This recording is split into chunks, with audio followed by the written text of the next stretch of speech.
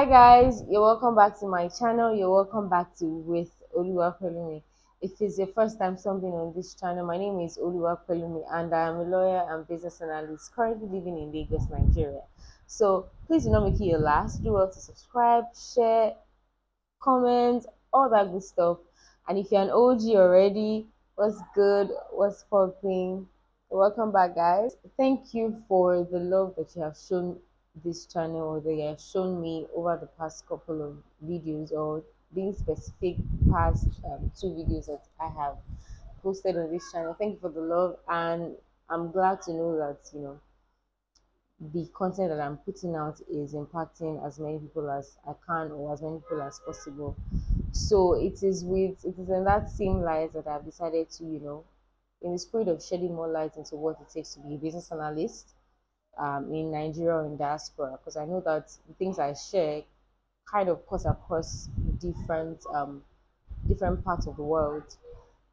Yes, it is in that same spirit that I am sharing this topic. As the thumbnail or title already says, the tools that are used by business analysts or business analysis tool. Disclaimer, guys, please note that the tools that I will be mentioning in this video are solely to my own experiences and the experiences of people around me, as per the places I've worked and the things I've seen in the industry. Now, this does not mean that there are not other tools, perhaps that I have not mentioned in this video, that do not exist or that business analysts use. However, I'm only limited by, again, I say, my experiences and those of people around me. So let's bear that in mind. Please note that it's not every time that a business analyst uses this tool. It could also vary from environment to environment, right? So tool number one, popular, famous, even people that are not business analysts are very aware of this particular tool or not. And the tool number one is Jira. Like I said, it's not limited to business analysts. Pretty much people that work in tech or have some form of affiliation with tech might have heard of this tool or may have heard of this tool, and it's Jira. So you may ask, what is Jira? Essentially, Jira is like a task tracking tool that enables that aids collaboration between team members. Working in tech or working in any other place requires a lot of collaboration, and most especially in tech, collaboration is key to getting work done, right? And so Jira kind of aids this process. So what you would typically see on Jira is people assigning tasks, or depending on the team, whoever is saddled with this responsibility. Most of the time you find, if it's a waterfall environment, by waterfall I mean traditional environment, please pardon the noise that you may hear. By waterfall I mean traditional environment, meaning it could be project managers, it could be, in my case, it could be business analysts, or it could be even be scrum masters. So essentially, this is a tool that allows me assign tasks or be assigned tasks as I work within a team. It also allows the creation of user stories. What do I mean by user stories? Say, for example, since we're all for learning here, right? So let me break it down. I like to break things down. So, for example, I'm working on a project, or I'm working on a project that has a number of features. Essentially, user stories are features, right? User stories are just they just allow you to break down features into granular modes, such that you can understand the essence of this feature, who is going to use this feature, what this feature is going to achieve. So typically you will see user stories coming like this or looking like this. As a user, I want to be able to maybe open the door so that somebody can come in. That's typically what a user story is. Essentially, if somebody was saying it in another language, they would say features. But this kind of breaks it down, just like I said before, allowing you to know who uses the feature, why they want to use the feature, and what they want to use the feature for. So pretty much killing multiple birds with one stone, essentially. So yes, so allows me to put the user stories and say for this sprint, depending if I'm working in an agile environment, to say that, or for this sprint for agile, or for this period for waterfall environment, this is what we are going to be achieving. This feature is just we are going to be working on for 1 week or 2 weeks. However, the time frame that you have scheduled for that feature. And you're saying for this feature, we're going to be addressing this. As a user, I want to be able to, so that I can. And you will say developer A or business analyst myself. I can assign to myself and say, okay, as a business analyst, I'm the one that has been saddled with coming up with the requirements for this particular user story or feature. Or say developer A will be saddled with working on this, or UI UX designer B you'll be saddled with. So it allows us, within a team, say this is user story and assign accordingly to people. And the goal is that I can track your progress. So on Jira, you typically see things like backlog. You see to be done, completed in development. However, it is set, it's configurable per organization, right? So it allows me to track and say this is also that we've assigned. How much have I'm talking so much. So number two is Confluence. Confluence is also pretty, popular, and honestly, there are other tools that kind of achieve the same things that Confluence achieves.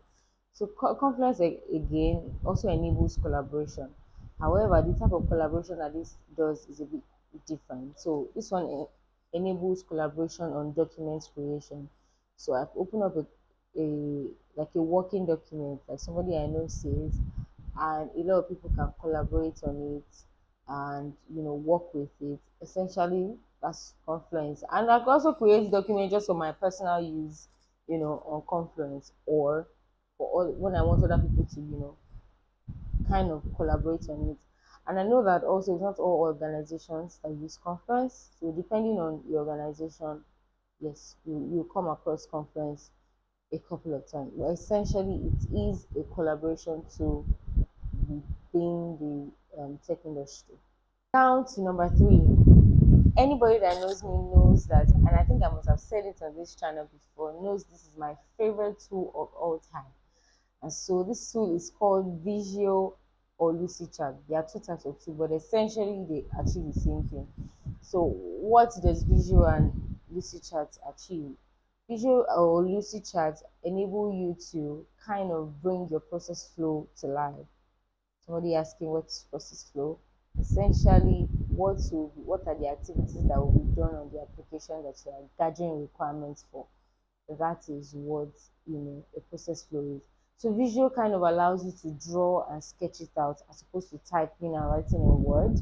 At first hand, I'm sorry if I just touched my mic, but first hand, if you're working with a development team, I've come to realize that they kind of, developers kind of prefer when you use lucid chat or when you use visual to bring the vision to life for them. You kind of put things into perspective, and just by clicking on a diagram and just by a glance as opposed to just scrolling through, I can already tell what type of application that you're trying to build and what features or process flow would this application entail. So it's a drawing tool for your process flows essentially, but it is my best of all time. Now to number four, another one of my favorite tools, right? I just like it. I don't use it as often, because sometimes when you work in an environment, I'm sorry if I touch my mic again. Sometimes when you work in an environment, that has a lot of UI UX designers, there isn't really, there's sometimes you find out that, you know, there sometimes isn't really need for you to use it, because there are UI UX designers already on your team. So essentially what this tool allows you to do is to come up with wireframes and prototypes. What are wireframes and prototypes, right? Wireframes kind of allow you to sketch out what screens will look like. This is where this is a little bit different from, visual, just like I said in number three. Visual is just like a diagram of me drawing processes or process flows, whilst Figma allows me to come up with screens. Now, please note, there are people that traditionally would come up with wireframes just by drawing them on a pen and paper. But since we're speaking digital and we're in tech, Figma allows you to digitally put your representation of what you're trying to achieve with the application to life by putting a screens to it. It also allows you to kind of model what the situation of an application is currently and against what it will be, meaning the current the as is as to what is going to be. So it looks like a you can say it looks like a screenshot. You know, just like when you're taking screenshots, maybe you're going through an application, you're just taking screenshots.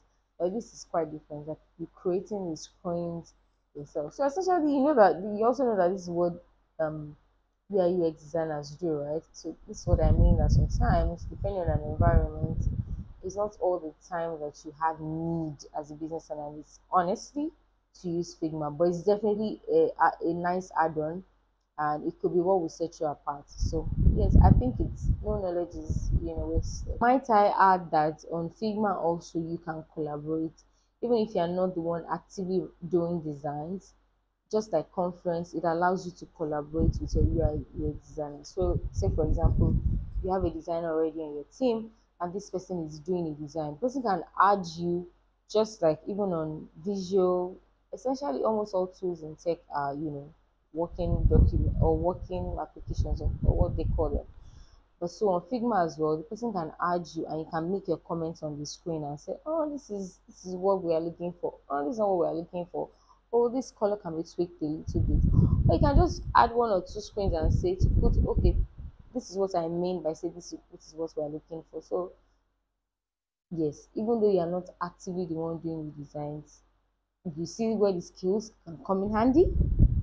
Now to my number five. Now this is totally dependent on the organization that you work in. In the organization that I currently work in, I don't necessarily have to use this particular tool. And this particular tool I'm talking about is Power BI. So essentially, if you're conversant with data, you would understand what Power BI is. Power BI is essentially a tool that allows you, do a lot of data visualization and bring your data visualizations to life, allows you to sort out data and kind of visualize your data essentially in a neat manner. So you see a lot of creation of graphs, a lot of charts, a lot of you know data visualization models or methods. This allows you to clean up data and represent them. I like the tool actually, yeah, but it's not something that all organizations require business analysts to use. But it's a nice to have, just like I said, because you never can tell. Now to my number six. You may or you may not have heard of this tool, but it's called SQL. This is another data tool that kind of allows you to sort and query data.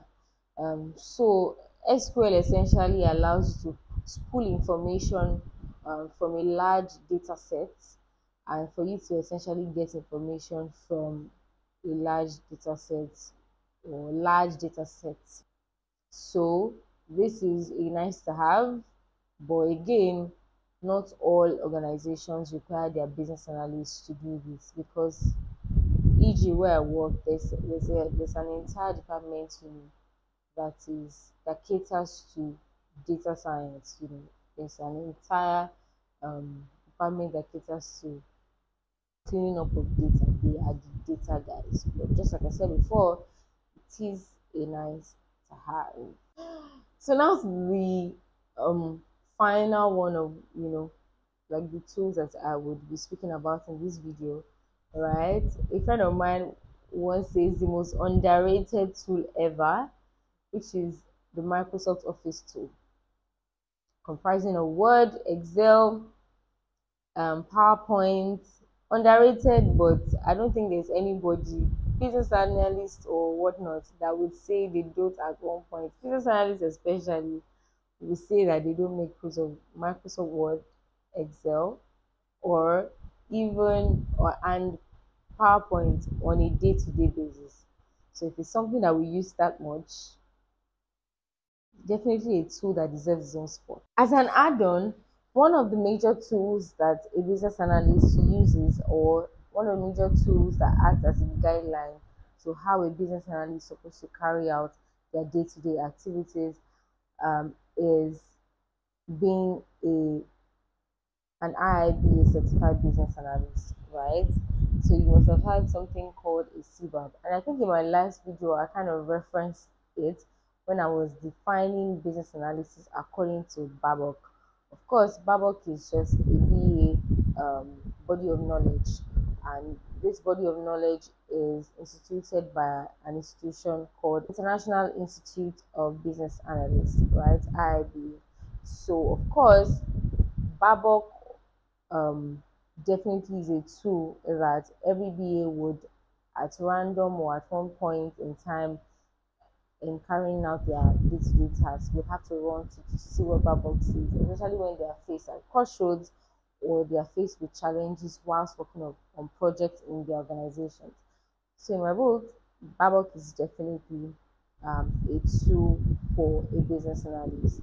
In light of speaking on what Babok is, so definitely being a CBAB, being a chartered business analyst is definitely an add-on also, and as a tool to being a business analyst, because that would help you break through doors of or global doors, so to speak, essentially, and that could tell people without you opening your mouth to tell people that you know your onions as a business analyst, right? So definitely Babok has its place up there for being a business analyst. One of my fave add-ons again is Scrum. Scrum is a methodology that is mostly used in an agile environment. So as much as IBA, the institute, and the book, the body of knowledge it produces, Babok, teaches you or guides you on how to carry out your day-to-day task as a business analyst. Scrum, however, teaches you or guides you on the agile framework of doing things as a business analyst. So definitely, being certified as a Scrum Master, or at least knowing the basics through the Scrum fundamentals, is definitely also a tool to get by as a business analyst, because you now be talking of things like sprints, sprint planning, sprint retrospective, user story, just like I said earlier on, and the general way of managing projects from start to finish in an agile environment. And because we're in 2024, even if not all organizations, work with agile totally, we are now seeing a lot of organizations that work as hybrid, that use the hybrid framework, meaning they use both the waterfall methodology and the agile methodology. So definitely, it's nice to be abreast of what the process is like and get with the program. With that, my loves, I've come to the end of today's vlog. I think I said from the beginning that it's going to be a very short one compared to the other two videos that we've been having back to back. I decided to just keep it short and simple. Just like I will always say, please, if you have comments or questions for me, kindly leave me in the comment section, or things that you want me to shed more light on. I'll be glad to take them into consideration as I plan the content or the coming vlogs or the coming videos, I beg your pardon. So thank you very much for watching and for sticking with Oluwakolumi. Thank you. Please do not forget to share, do not forget to like, do not forget to subscribe, do not forget to share the good word basically. Until my next vlog, guys, it's love and light. Bye.